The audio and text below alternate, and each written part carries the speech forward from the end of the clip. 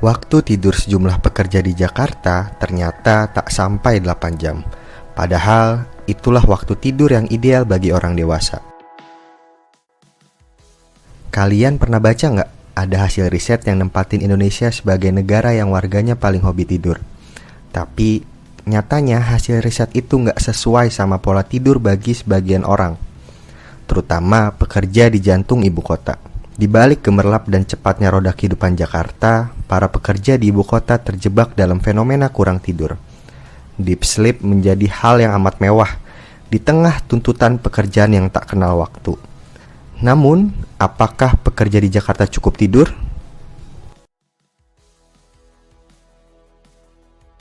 Gue dalam sehari bisa 6 sampai 8 jam. Karena gue part time kemungkinan bisa 4 sampai 8 jam.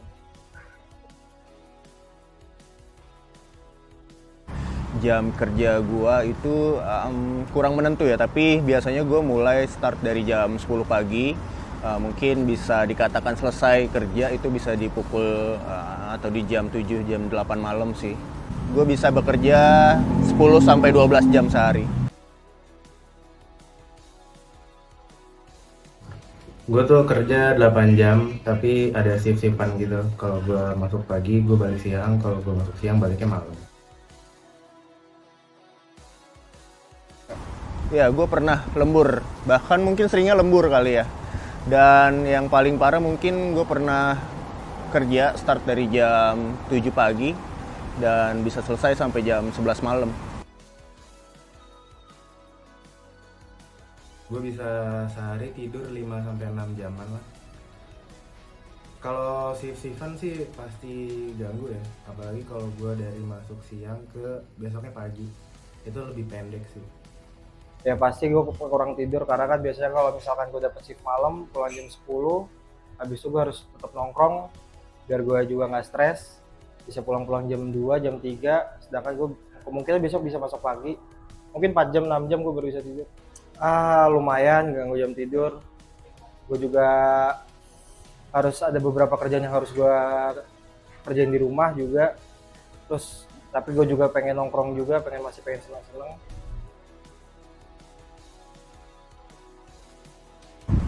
Perlu banget, tapi kayaknya nggak bisa deh. Kenapa? Boleh dikasih tahu?